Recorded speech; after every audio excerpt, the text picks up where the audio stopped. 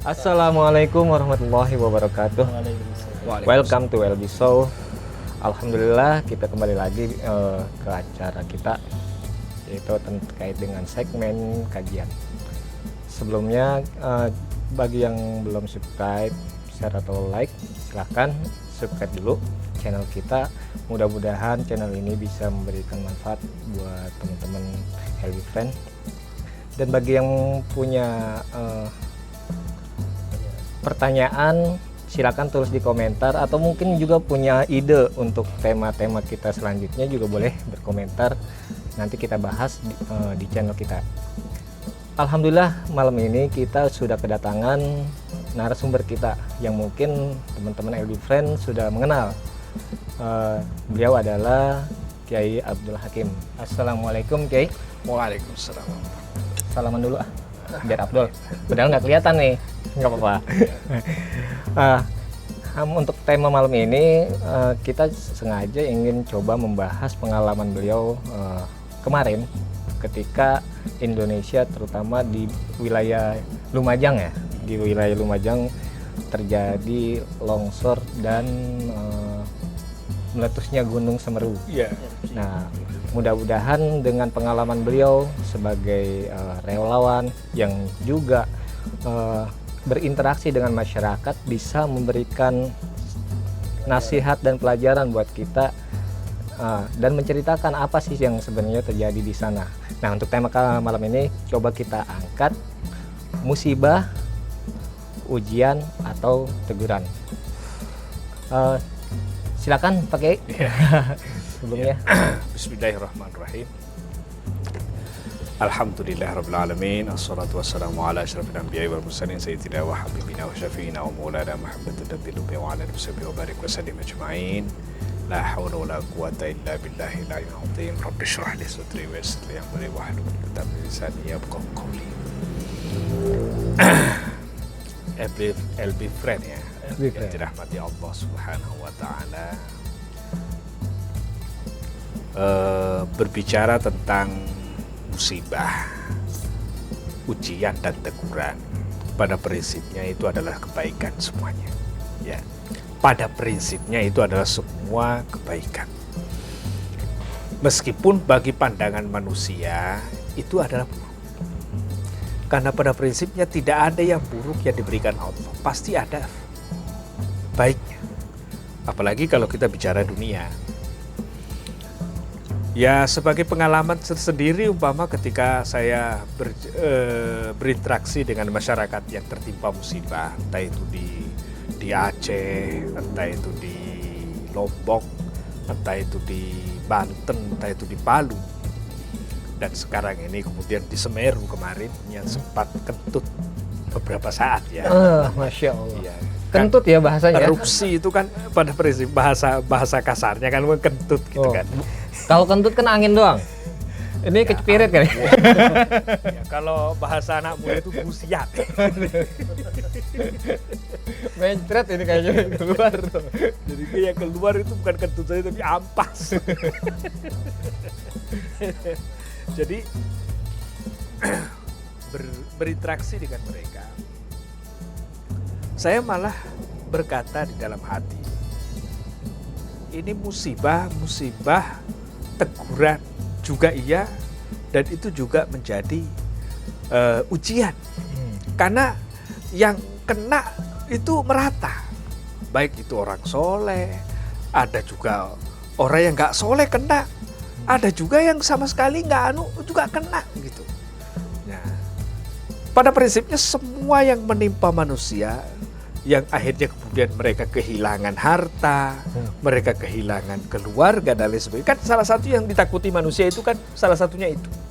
Allah Subhanahu wa taala berfirman itu, "Walanabluwannakum bisyai'im minal khaufi wal ju' wa naqsim minal amwali wal anfusi was samarat wa basyiris sabirin." Itu kata Allah. Manusia itu diombang-ambingkan. Kalian itu diombang-ambingkan dengan apa? Rasa takut. Ya. Minal khaufi wal ju' dan juga rasa Lapar.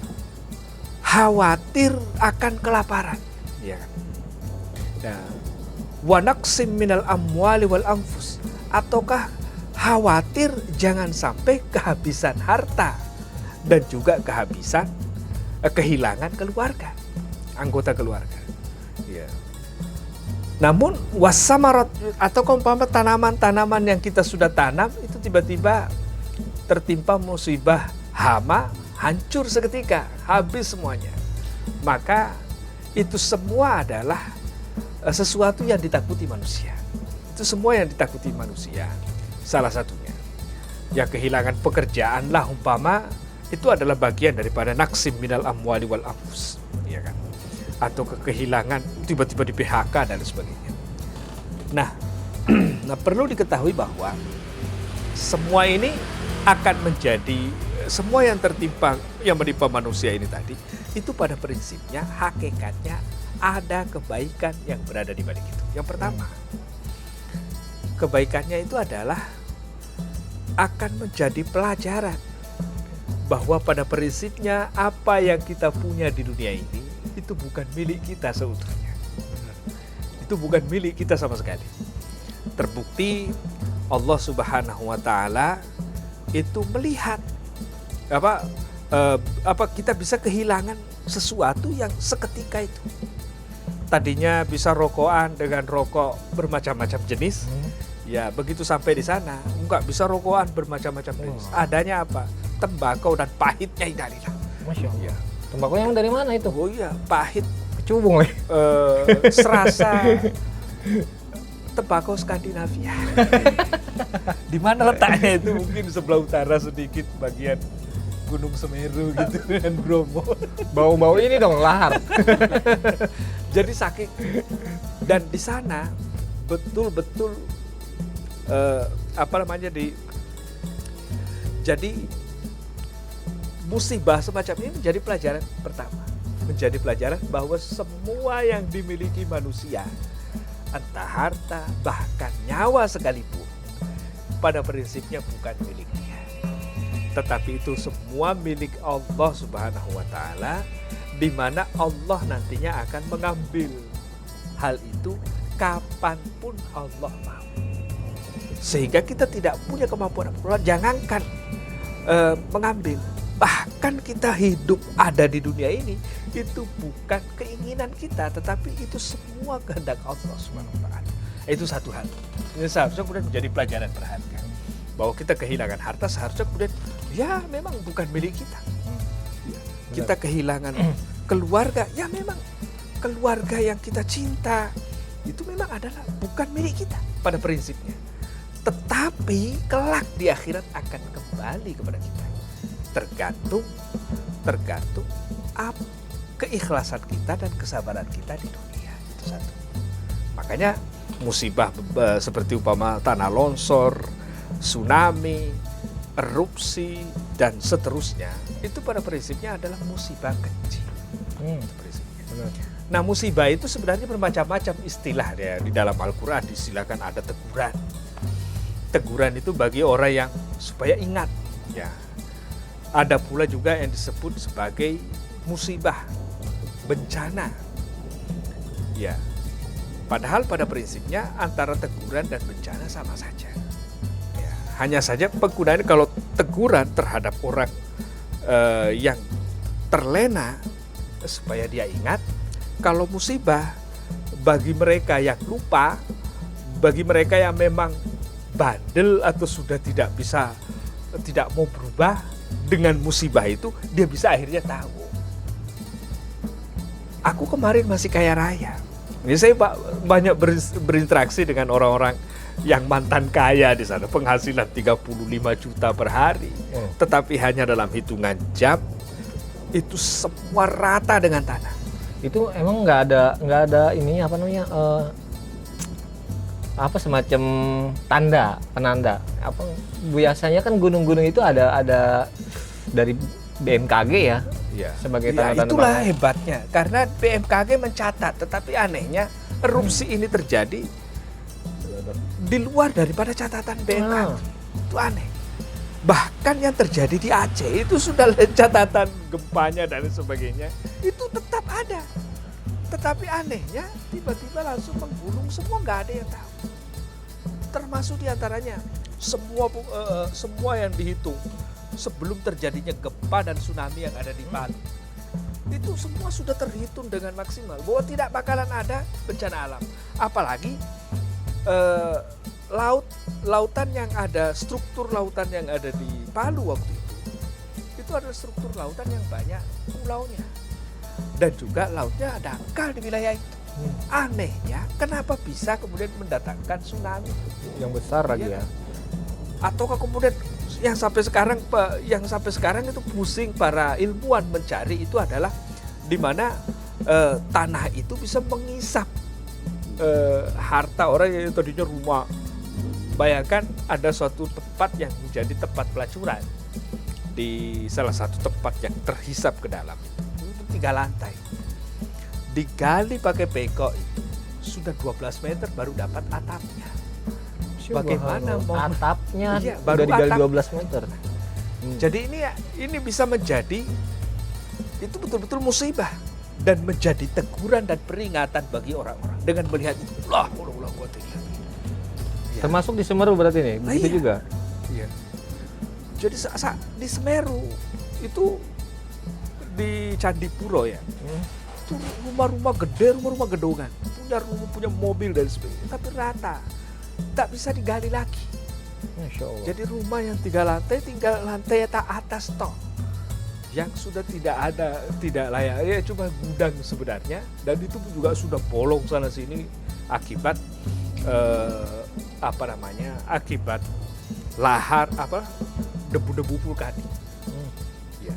Bayangkan waktu itu hujan deras, terjadinya kentutnya itu dalam kondisi hujan deras. Erupsi itu terjadi itu dalam kondisi hujan deras, namun orang masih banyak yang melempuh badannya. Dan Mas kalau melihat kenyataan pohon-pohon di sana, pohon bambu yang kita lihat kuat-kuat ya. Anehnya pohon bambu itu kayak sebagaimana yang disebutkan di dalam Al-Quran. Surah Al-Fil, faja'alahum ka'asfin ma'kul. Itu pohon-pohon bambu tersebut layu seperti habis dimakan urat. Hancur. Jadi termasuk banyak pohon salak, dan itu semua yang terjadi merata di masyarakat. Dan semua akhirnya kemudian teringat. Nah, ini gara-gara kemaksiatan kita selama ini. Nah, jadinya akhirnya kemudian mereka kembali dan akhirnya mulai bertaubat kepada Allah. Dan itulah hikmah yang lebih baik lagi. Nah, jadi setiap kali ada musibah pasti akan muncul yang kedua. Pasti muncul yang kedua adalah apa? Adalah taubat kepada Allah Subhanahu wa taala. Manusia itu menyadari dirinya bahwasanya kita ini lemah, dan kemudian mereka menyadari dirinya bahwa kita pasti akan kembali kepada Allah. Itu menarik nih, pakai yang tadi tuh. Hanya saja satu hal, perkara ini harus dijaga dengan pendidikan mental kepada mereka-mereka yang sedang tertimpa musibah seperti itu. Tadi kan bilang ada kampung yang dimana komunitasnya orang kaya, itu gimana kondisinya sekarang? Ada kampung yang penduduknya itu rata-rata orang kaya. Ya. Itu gimana itu terkait dengan itu kondisi mereka saat itu? Ya, kondisinya ada yang meninggal banyak keluarganya, ada pula yang kemudian tidak meninggal semua tapi habis semua hartanya. Dan kondisinya sekarang ini cukup memprihatinkan. Kondisinya cukup memprihatinkan dari sisi bagaimana shocknya mereka, apa sih namanya ya? Jadi Depresi mungkin ya. terpukulnya perasaan dan mental mereka itu. Sampai-sampai hilang keinginan untuk kerja. Jadi kita datang memasak saja, mereka itu sudah nggak ada pikiran untuk masak. Sehingga menunggu orang bagi-bagikan nasi aja. Karena saking mental itu goyang sekali. Bahkan anak-anak kecil mereka itu kalau diajak melihat gunung Semeru saja itu ada asap keluar, karena hampir setiap hari itu sampai sekarang itu masih ada keluar selalu asap. Oh, gitu. Dan kalau malam hari kawah Semeru itu kelihatan dari bawah, padahal 6 kilo itu dari tempat kami, posko kami itu kita lihat kawahnya merah. Masih nyala. Iya, menyala itu. Sehingga kan kadang-kadang kan karena di situ juga terlalu dingin ya, masuk ya bagi saya itu terlalu dingin. Saya pakai jaket 2 lapis ditambah rompi Masya Allah. dan pakai baju 2 lapis pula dan masih kedinginan. Sudah pakai sarung tangan, pakai kaos kaki dan masih kedinginan. Ya, itu kalau lagi berkabut, gunungnya tertutup kabut, itu masih kelihatan bara itu menyala itu. Masya Allah. Kayak lampu. Itu di Semeru. Dan itu saya kayak orang Sulawesi yang nggak pernah melihat Gunung Merapi seperti itu, tidak bisa tidur gitu. Tidak bisa tidur kecuali pagi. Karena selalu merasa takut. Dan sedikit-sedikit goyang, sedikit-sedikit Oh, goyang. masih ada Masih gempa sering. kecil ya? Iya, masih sering. Jadi kalau goyang lagi, orang-orang pada larian lagi. Jadi saya dikerjain teman-teman. Pak Kiai, untuk hari ini karena Pak Kiai, kami tidak bisa menghalangi Pak Kiai, tidak bisa menghalangi kedudukan Pak Kiai, jadi Pak Kiai tidurnya di dalam. Kami sudah menyiapkan kamar di situ, sudah ada ranjangnya dan sebagainya. Pandangan saya, orang ini betul-betul menghargai saya. Nanti begitu tengah malam terjadi goyang, itu yang paling terlambat lari itu saya. Waduh, semua yang di belakang, yang di luar ini pada ketawa terpinggal-pinggal. Karena kan mati lampu. Tabrak sana, tabrak sini. Gempa, gitu kan. Jadi nabrak sana, nabrak sini. Baru pada ketawa terpinggal-pinggal mereka. Saya bilang ini baru, kemudian ini bukan menghormati saya, mengerjai saya ini. Tetapi itulah, ya itu satu satu pengalaman yang ternyata Ustadz sendiri pun juga takut. Takut terhadap itu. Maka pelajarannya ini dengan adanya musibah ini kita kembali. Jadi perbedaannya cuma satu sebenarnya satu. Perbedaannya hanya dari sisi penggunaan istilah dan kepada siapa. Kalau teguran itu kepada orang yang kemudian lupa kepada Allah, terlena dengan dunia, ditegur oleh Allah dengan musibah, akhirnya musibah itu ya bencananya gitu. Nah, ujian, nah beda lagi. Nah, kalau ujian istilahnya lebih kepada menguji kekuatan mental orang beriman. Bagaimana dia dengan keimanannya, apakah kemudian dia akan tetap beriman? Apakah dia akan tetap istiqomah ibadah? Apakah dia akan tetap istiqomah taat kepada Allah? Itu kalau kemudian tertimpa musibah seperti itu, nah maka datang ujian begitu. Maka semakin dia kalau dia tidak berubah kondisinya, berarti ujian itu akan mengangkat derajatnya di sisi Allah. Sementara teguran bagi orang yang tertimpa musibah yang tadi lupa, ditegur lantas kembali jadi ampunan bagi dosa-dosanya. Jadi itulah musibah yang kecil. Itu yang terjadi di sana, itu berapa desa itu yang terkena dampaknya itu di sana? Ya? Yang terkena dampak di sana desa ada berapa desa dan berapa jiwa? Yang jelas, yang pasti itu ada yang paling parah ya, itu berada di Kecamatan Candipuro. Candipuro. Ya, Candipuro itu sekitar 80% di kecamatan itu rusak parah, dan bahkan ada satu desa di situ yang sama sekali belum bisa dimasuki. Sampai terakhir sampai saya meninggalkan Semeru kemarin, itu sampai hari ini untuk masuk ke situ saya nggak bisa. Kenapa? Bayangkan setiap hari hujan, hampir setiap hari hujan di situ.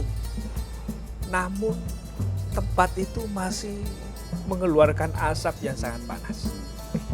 Masya Allah. Jadinya mau jenazah, mau apa, nggak ada yang bisa digali di sini. Ya, bagaimana mau menggali? Ini masih membara. Itu bentuknya larva atau pasir? Pasir, Ustaz. Oh, pasir. Kalau larva binatang. Oh iya. Larva. Ya. Kalau larva kali. itu, nah itu larva itu lain lagi ya. Oh iya, lava. Jadi lahar panas, lava. Jadi seperti ini merahnya Oh, kalau. Insya Allah. Saus tomat pakai ini. Oh iya, bukan. Jadi kayak itu merahnya kelihatan dari atas, dan ada tempat di situ yang sama sekali belum bisa dimasuki. Yang bisa masuk ke situ mau ngambil apa atau menyelamatkan apa itu nggak bisa. Rata-rata rumah di situ tinggal atapnya. Alhamdulillah. Dan itu masih terus-menerus mengepul hawa panas. Jadi bayangkan, padahal sudah setiap hari hujan. Nah, di situ juga menjadi pelajaran bahwasanya siapa yang bisa menahan panasnya ini, ya kan? Wilayah tersebut itu termasuk wilayah yang cukup dingin, tetapi kok kenapa tidak bisa mengubah keadaan itu? Itu sejak hari pertama sampai hari ini, itu kampung tersebut belum bisa dimasuki apapun. Bahkan habis ketika terjadi longsor lagi, sementara hujan deras, erupsi lagi, sampai kemudian jalan yang sudah sempat kita bikin untuk bisa menyambungkan antara Kecamatan Candipuro supaya orang-orang dari Kecamatan Pronojiwo ini bisa masuk ke Kota Lumajang, karena terputus itu. Nah, itu longsor lagi. Saya pernah datang ke situ, menyentuh saja itu sudah langsung melempuhin. Saking panasnya padahal itu masih hujan deras, Ustaz. Jadi itu semua adalah udah beberapa pekan tetap masih panas. ya, masih panas. Saya termasuk, tangan saya ini termasuk anti api sebenarnya. Masya Allah. Kalau Wah. nyelupin di situ tuh, Kalau pemadam jadi ini pakai. ya anti api banget itu. Kalau dimasukkan itu langsung gosong dia. Masya Allah. Anti api, sama dengan anti air gitu. Jadi gitu ya. Artinya bahwa kalau Allah menghendaki satu hal, tinggal ngomong kun selesai. Bagi Allah itu semua selesai. Nah, maka dari itu kemudian kita berharap kepada Allah. Kunnya itu pada kita yang hadir di sini. Kunnya Allah kepada kita itu menjadi baik dan soleh. Itu harapan besar kita. Ya.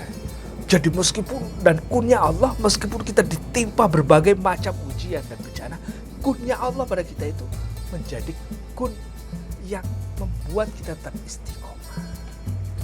Bukan sedikit digoyang sedikit, susah kerjaan, tiba-tiba amblas semua. Itu gitu. Ya.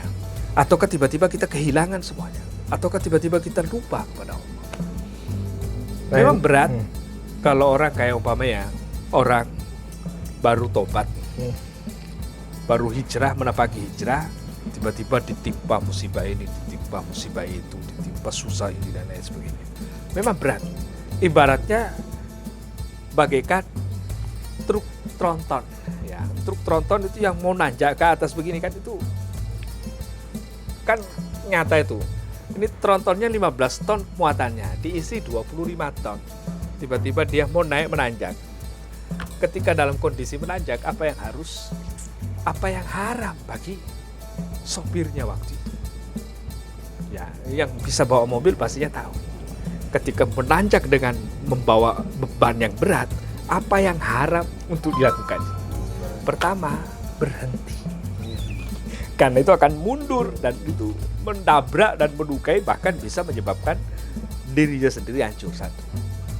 Dan tidak boleh lepas gas. Pokoknya gaspol terus-menerus. Nah, dan itulah yang akhirnya kita sebut ujian. Kita tidak tahu bahwasanya kita nantinya akan menghadapi berbagai macam cobaan, berbagai macam ujian. Ya masing-masing kan semua orang punya ujian masing-masing.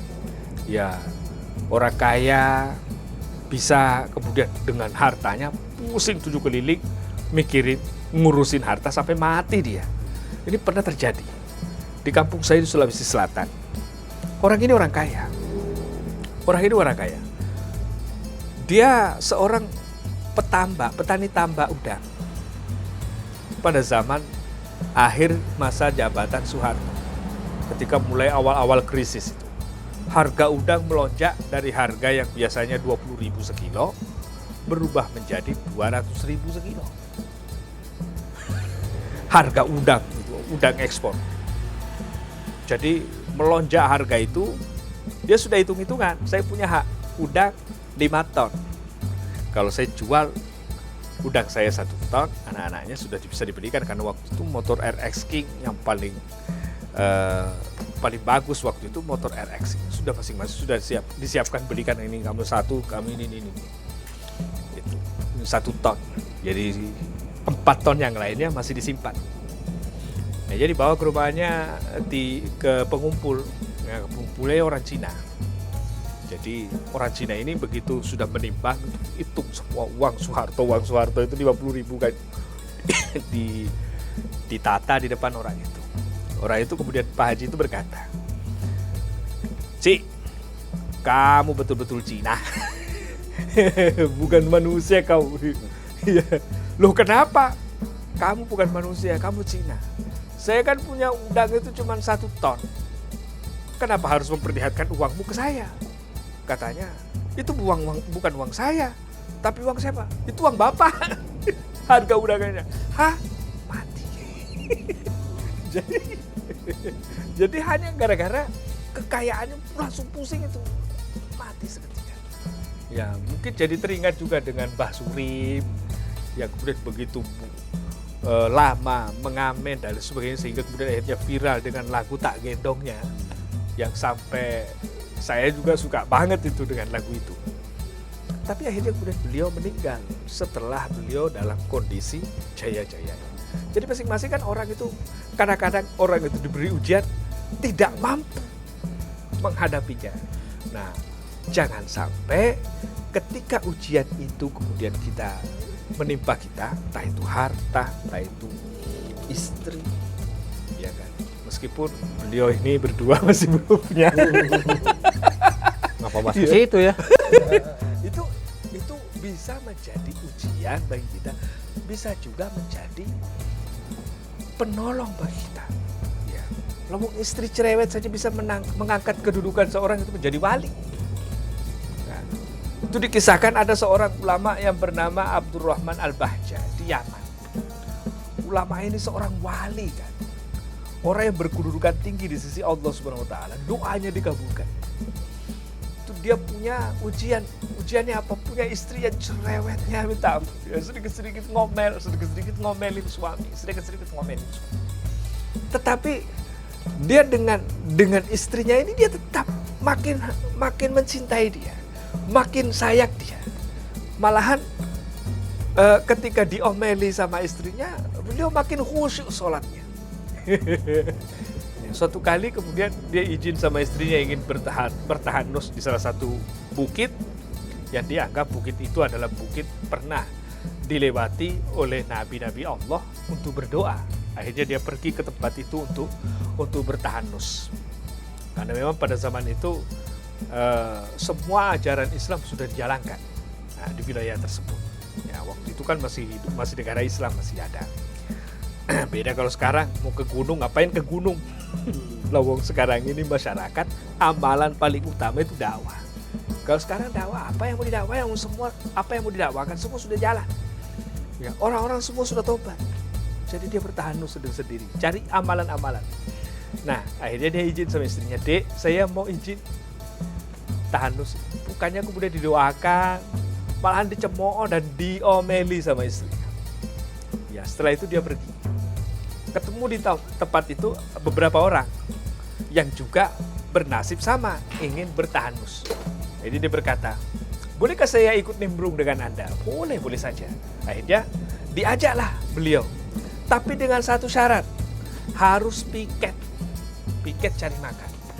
Kalau orang soleh, orang sufi, itu piket cari makannya itu bukan keluar nyari makan ke pasar, tidak. Tapi piketnya doa, makanannya ada. Nah itu makna yang paling, satu persatu temannya berdoa. Setiap hari beliau berdoa, terkabul, makanannya ada. Ini juga berdoa, makanannya ada. Nah, Abdurrahman Al-Bahja ini pusing. Nanti makanannya kayak apa doanya saya? Bertawasul sama siapa saya ini? Mau bertawasul kepada Rasulullah, malu-maluin. Akhirnya dia kemudian ketika tugasnya piket cari makan itu, sementara teman-temannya semua sementara berzikir, Dia kemudian berdoa, ya Allah, aku bertawassul kepada ulama, kepada wali yang ditawasuli teman-temanku itu. Berilah kami makanan yang dapat mengenyangkan kami. Ya. Wah, datanglah makanan yang dapat mengenyangkan dia di depannya, yang lebih enak dan lebih banyak. Orang-orang heran, teman-temannya heran. Wah, lebih hebat doanya Kang Mas. Ditanya, wah apa? Ente tawasul sama siapa? Akhirnya berkatalah dia, saya bertawasul kepada ulama-ulama yang Anda tawasuli. Cuma saya tidak tahu siapa namanya. Oh, katanya di kampung sebelah, samping gunung ini tuh ada seorang ulama, seorang wali namanya Abdurrahman Al-Bahjah. Padahal dia tidak tahu bahwa Abdurrahman Al-Bahjahnya dialah Abdurrahman Al-Bahjah. Ya, kemudian kami bertawasul kepada dia. Istrinya itu cerewet minta ampun, tetapi dia tetap bersabar. Jadi istri bisa jadi menjadi ujian. Apakah kita menjadikan dia, kita tetap mencintainya, menyayanginya, berlaku baik kepada dia meskipun kadang-kadang kurang baik perlakuannya. Ya, tidak dosa kok istri itu kalau umpama suka mengomel sana sini, nggak dosa selama dia tetap menjalankan kewajibannya. Mendidik anaknya dengan baik, ketika suaminya diurusi, dia mengurusi suaminya, nggak ada masalah. Ya meskipun bahwa kadang-kadang kan laki-laki itu juga pusing juga itu. Meskipun semua urusannya diurusin, dibikinkan kopi dan lain sebagainya, tapi kalau wanita itu tidak pernah berhenti mengomel, itu kadang bete sendiri. Ya, ya. Apa sih bahasanya bete itu? Apa ya? Ya gitu. Iya. Jadi begitulah. Ya. Jadi bete sendiri. Nah, maka kembali lagi kepada makna awal. Pada prinsipnya musibah, teguran, dan ujian itu prinsipnya sama.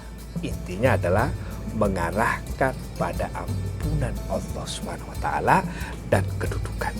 Bagi orang-orang yang mantan ahli maksiat, dengan teguran itu dia kembali kepada Allah, maka dosa-dosa yang dulu itu diampuni Allah. Nah, satu. Nah, ya, tapi tentunya kemudian harus kembali lagi, ya kan? Yang dulu tidak sholat, kembali sholat. Yang dulu tidak puasa, kembali taat, kembali kepada Allah. Maka yang dulu-dulu itu bisa dihapus dengan kesabarannya atas apa yang menimpa dia. Ya. Bagi orang soleh umpama, yang selama ini dia ditimpa, dia selalu nikmat hidupnya, tiba-tiba hilang seketika harta, keluarga, dan sebagainya. Namun tidak berubah ketaatannya, keistiqomahannya tetap dalam menjalankan ketaatan, maka kedudukannya diangkat oleh Allah, tidak hanya sekedar mendapat ampunan, tapi kedudukannya diangkat oleh Allah Subhanahu wa Ta'ala.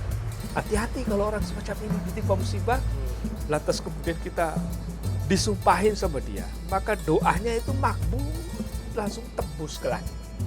Nah, jadi begitu. Jadi musibah, teguran, dan ujian pada prinsipnya adalah hasilnya sama, berhasil membawa ampunan kepada Allah. Tinggal kita pilih. Itu aja. Saya kira itu. Masya Allah. Sebagai penutup ya. Iya. Masya Allah. Berarti mungkin statement closingnya pakai buat mau nyatu dulu. Mau silakan.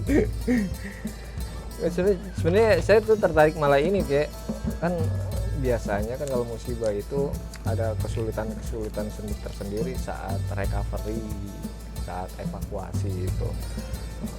Terutama orang-orang yang benar-benar memang punya terdampak banget, entah dari keluarganya kayak tadi. Kan itu pasti sangat sulit ya untuk merecovery dari sisi mentalnya. Nah, itu saya sebenarnya lebih tertarik ke situnya tuh. Tidak sebagai bahwa bencana itu tidak akan timbul kalau manusia tidak melakukan kesalahan-kesalahan. Nah, benar. Kan Allah tidak menyebabkan bencana kalau manusia itu tidak melakukan kesalahan, gitu ya. Iya. Ketika tadi maksiatnya banyak. Benar. Terus boleh dibilang di sana ada syiriknya juga banyak. Iya. Karena saya dengar info juga di Semeru itu ternyata ada candi yang paling tertua di sini. Yang dibilang Candi Pura itu katanya misalnya ada candi yang tertua di sana, punya apa, orang Bali pun kalau misalnya ada peribadatan mereka tuh, dia datang ke situ, ke Lumajang. Masya Allah. Jadi Hindu yang tertua kan di situ kalau nggak salah dia kerajaan Belambangan di Lumajang, itu kerajaannya dulu Belambangan Pak Kiai.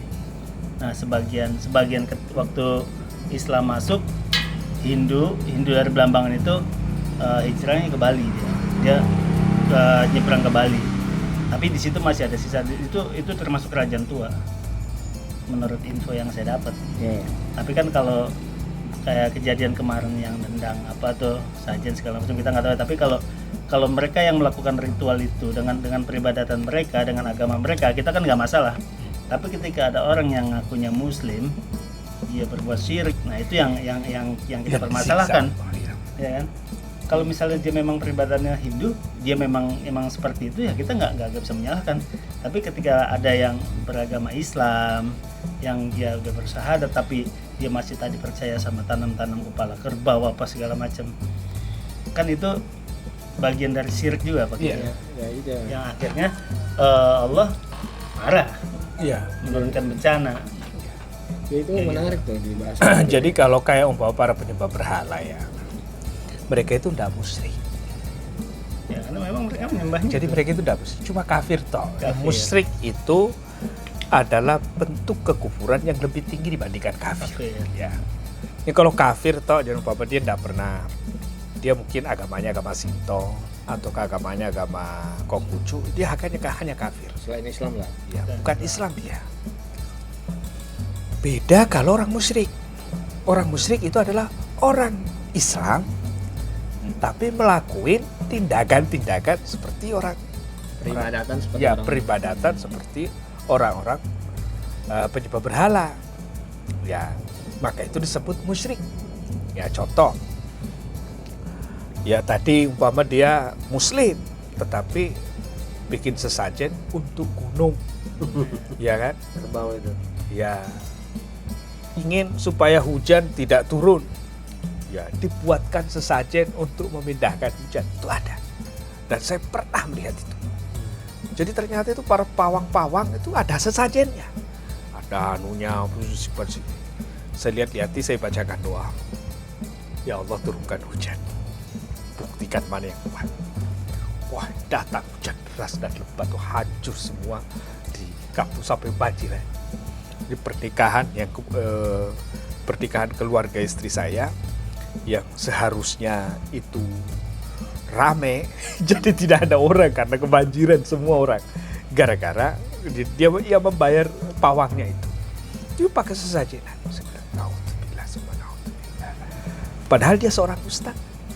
Nah, jadi dan itu tindakan kesyirikan, ya, ketindakan kesyirikan. Makanya syahadatnya juga beda. Kalau orang kafir masuk Islam cukup mengucapkan asyhadu an la ilaha illallah wa asyhadu anna muhammadar rasulullah. Raditu billahi rabban wa raditu wa bil islami dinan wa muhammadin nabiyyan wa rasulan. Cukup itu. Tapi kalau orang musyrik itu bersyahadat lagi karena batal Islamnya, bersyahadat. Dia harus tidak hanya kemudian mengucapkan itu tadi, tapi dia harus mengucapkan yang ketiga. Apa itu? Wa bara'tu ala kulli ma yukhalifu dinillah. Dan saya berlepas diri terhadap seluruh tindakan-tindakan yang pernah aku lakukan dan lain sebagainya yang menyalahi agama Allah Subhanahu wa taala, baru diterima dan diakui sebagai muslim. Entah dia mengucapkannya dengan bahasa Arab ataukah tidak, seperti umpama saya berlepas diri dari semua itu, saya berlepas diri. Nah, maka barulah kemudian dianggap Islam lagi. Jadi musyrik itu adalah salah satu kedudukan yang lebih tinggi daripada. Jadi kalau kayak umpama penyembah Buddha, penyembah Wisnu dan sebagainya, dia bukan dikatakan musyrik. Ya. Terus kenapa kemudian Abu Jahal disebut orang-orang musyrik? Ya karena mereka percaya Allah. Mereka mengaku agama mereka adalah agama Nabi Ibrahim. Tetapi mereka menyembah berhala, Hubal, Manat, Uzza dan lain sebagainya. Padahal Nabi Ibrahim tidak pernah mengajarkan itu. Nabi Ibrahim mengajarkan apa yang persis seperti yang diajarkan Nabi Muhammad SAW. Nah, maka mereka disebut orang-orang musyrik. Nah, jadi gitu. Maka kalau tadi jadi orang-orang Hindu mau nyembah kan kita ya, kalau mereka ditimpa musibah bencana sebagaimana halnya yang lain. Ya, tetapi kalau kemudian dia seorang muslim, ya, labelnya Muhammad, atau kaum umpama Sukmawati umpama ya namanya itu dulu, bertindak sebagai orang musyrik, maka tunggulah bencana dari Allah SWT. Dan yang paling berbahaya, ini yang paling berbahaya, bukan hanya orang musyriknya. Ini ada yang lebih besar daripada orang musyrik. Yakni apa? Orang yang membela kemusyrikan orang itu, padahal dia bukan orang musyrik. Apalagi lebih bencana, lebih besar lagi adalah orang yang ngerti agama membelai mereka, membelai kesyirikan orang-orang seperti itu. Nah, itu lebih besar lagi peluang bencananya dan dosanya di sisi Allah SWT. Nah, itulah yang disebut di dalam Al-Quran, itu hanya gara-gara kepengen mendapat seongok dunia, dia menjual agamanya. Nah, yastaru bi ayatillahi, mereka menjual ayat-ayat Allah itu dengan apa? Dengan seongok dunia. Ya, maka yang orang semacam ini nantinya yang akan lebih besar. Orang musyrik memang besar siksanya, tapi lebih besar lagi itu. Maka kita itu harus berada pada pilihan siapa kita berdiri. Apakah berada pada pilihan pembela Allah, pembela agama Allah, ataukah justru kita menjadi bagian dari mereka? Ya, minimal kita tidak musyrik dan kita tidak pernah suka terhadap tindakan kesyirikan. Nah, itu minimal. Nah, tindakan yang lebih baik lagi, kita berusaha untuk ada teman-teman kita yang berbuat syirik, kita ajak mereka untuk jangan, itu lebih baik lagi dibandingkan hanya tidak melakukan. Dan yang lebih utama lagi itu adalah menjadi bagian dalam upaya untuk menghilangkan segala bentuk kesyirikan, atau umpamanya menjadi bagian daripada upaya untuk menghilangkan kesyirikan itu tidak hanya pada individu tetapi masyarakat. Dan itu lebih tinggi lagi kedudukannya di sisi Allah SWT. Nah, jadi memang betul ada memang candi di sana. Ya, saya tidak sempat ke sana. Jadi kan kemarin gini Pak Kiai, semenjak kejadian itu kan banyak nih di internet tuh konten-konten yang bilang bahwa Islam tuh agama impor katanya. Agama asli kita tuh di Indonesia tuh dia bilang ya tadi Hindu, Buddha segala macam. Kalau saya sih terserah ya. Cuman yang namanya Islam itu datang itu kita terselamatkan. Yang dalam arti saya alhamdulillah dapat pencerahan, keluarga tuh udah muslim segala macam, buat saya tuh termasuk hidayah kan. Nah, kalau yang jadi permasalahan adalah ketika orang-orang Islam ini masih apa tuh namanya, ya dia bilang itu kayak sedekah bumi apa segala macam, ritual-ritual itu dicampur adukan gitu, masih walaupun dia percaya Islam tapi dia masih melakukan hal-hal seperti itu. Ya. Kayak misalnya sedekah bumi lah apa segala macam itu. Sinkretisme ceritanya. Iya, jadi kalau menurut saya akhirnya mereka beragama cuma artifisial aja. Jadi cuma ya tahu saya simbol aja. Jadi nggak pernah menjalankan. Kalau saya sih yang kayak gitu-gitu sih sebenarnya juga kalau saya sih nggak, terserah aja sebenarnya pakai kayak gitu, terserah aja. Tapi sayang sih kalau menurut saya kalau ketika mereka sudah paham Islam tetapi nggak apa namanya tidak menjalankan itu, nggak kafah kan. Ya saya juga belum kafah, tapi kalau sebenarnya itu hal yang sederhana, itu nyata. Kalau misalnya jelas tadi kan kita syahadatnya aja beda, ketika kita melakukan kesyirikan itu syahadatnya beda, itu aja udah berat. Jangan sampai nanti apa yang kita perbuat sia-sia cuma karena kesyirikan sedikit ya, minimal percaya sama pawang hujan tadi, ya kan gitu. Tapi ternyata kalau mereka selalu bilang ternyata bisa dipelajari. Kalau saya bilang sih nggak usah dipelajari. Allah udah ngasih tanda-tanda kalau menurut saya. Iya. Allah nggak pernah di alam semesta ini nggak pernah Allah nggak ngasih tanda-tanda. Ketika mau hujan Allah kasih tanda-tanda, cuaca dingin, mau Pesawat meledos mendung. ada Tanda-tanda sebenarnya, cuman bagi orang yang paham tadi kan, yang dikasih pemahaman sama Allah, pasti tahu tanda-tanda itu ya. Tiba-tiba orang aja kalau mau ke belakang aja, ke WC aja dikasih tanda-tanda mules dulu kan, nggak tiba-tiba langsung berat gitu kan, nggak. Makanya Allah selalu kasih tanda, cuman manusianya ini loh yang nggak paham sama tanda-tanda dari Allah. tidak bisa membaca tanda-tanda dari Ya, Allah. nggak bisa baca tanda-tanda dari Allah. Ya. Makanya kan, Statement closingnya ya, kita tutup dulu ya. ya. Makanya ini penting harus ada yang kemudian melakukan bimbingan kepada masyarakat. Ya. Dan bimbingan kepada masyarakat ini menyeluruh, tidak hanya sebatas bicara tentang kebutuhan mereka dan sebagainya, tapi menyeluruh terhadap semua hal yang dapat menjadi jalan selamat bagi mereka.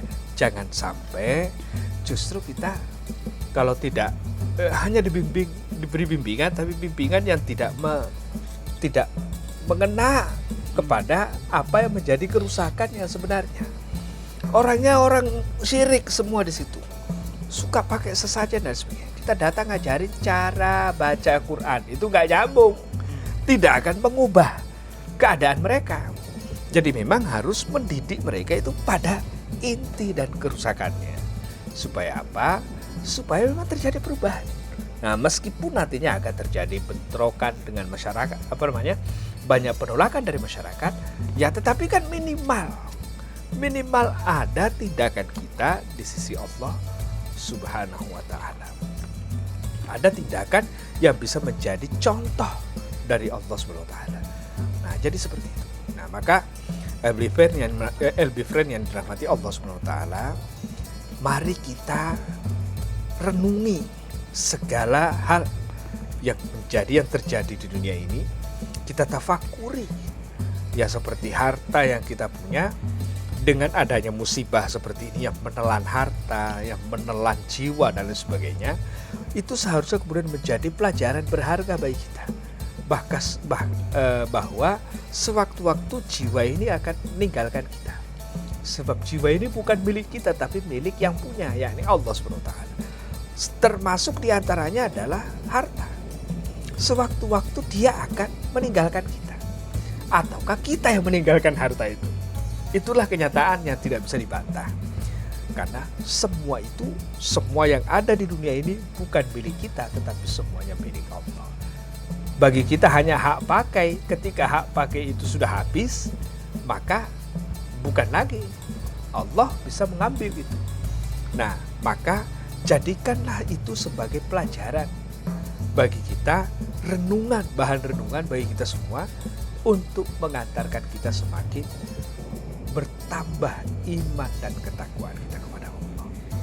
Nah, dan juga mendorong diri kita akhirnya untuk makin ingin guyup dengan keadaan dengan orang-orang yang soleh. Karena sebagaimana yang pernah saya sampaikan dalam majelis kita, bahwa kalau nggak bisa masuk surga dengan cara amalan kita sendiri, guyuplah dengan orang-orang soleh. Supaya apa? Supaya kalau orang soleh itu masuk surga, dia narik kita gitu kan. Karena kalau ahli surga boleh dia menarik ahli neraka masuk surga, tetapi ahli neraka tidak bisa menarik ahli surga masuk neraka. Maka tinggal kita milih, kita berada di mana. Jadikan semua itu sebagai pelajaran. Semoga menjadi kita makin dekat dengan Allah SWT.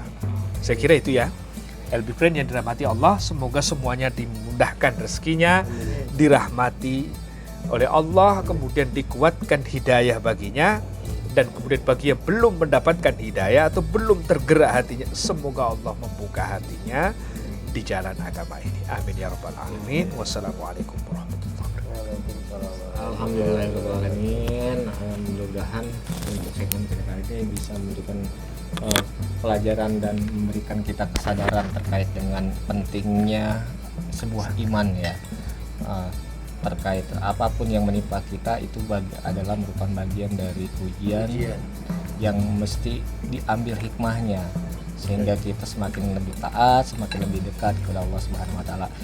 Baik, kembali lagi seperti biasa buat teman-teman LB Friend yang belum subscribe, share dan like, silakan langsung diklik aja loncengnya. Kemudian yang mau punya keinginan untuk memberikan ide atau saran dan pertanyaan, silakan tulis di komentar.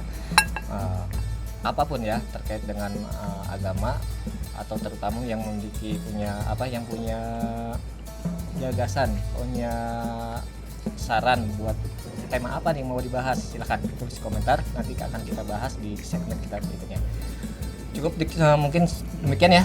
Oke, syukran kasiran, terima kasih atas kedatangannya. Mudah-mudahan apa yang disampaikan bisa bermanfaat juga buat teman-teman LB Friend dan buat saya juga. Kita tutup aja. Assalamualaikum warahmatullahi wabarakatuh. Waalaikumsalam.